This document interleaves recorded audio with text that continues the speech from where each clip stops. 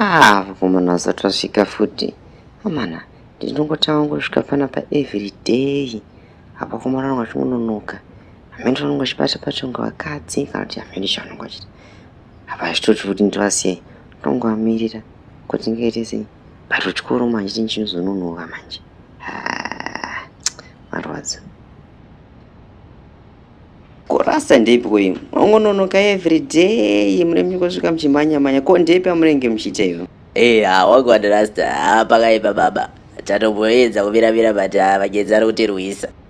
Rasa ndozva munogara muchingotaura everyday, munonoka everyday muchingotaura zvinhu hamushaiwe nemastatements ekutaura. Uri kungobhomba inini chete ko Tom ari kubva hatisi kumuona wani pana. Uyo Tom abva asvika ari kutomhanya.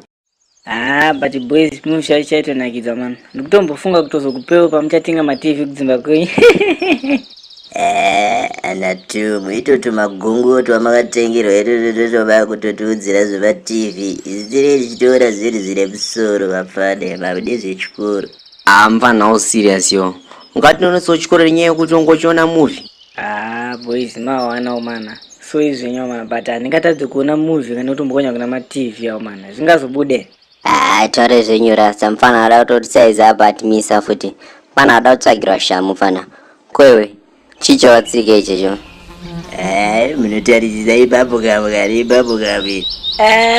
Rasta matsika dosta zimini brown ye chicho. Rasta muzodo tunange ma14 rasta imi maiwa rasta aiwa yasotarisa kuti chicho.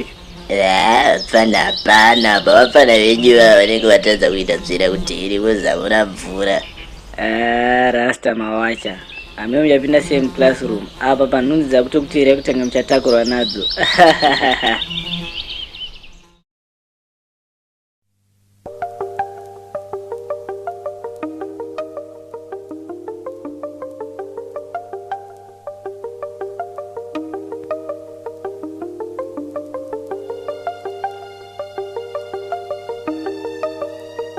Ruvarangu dai waizi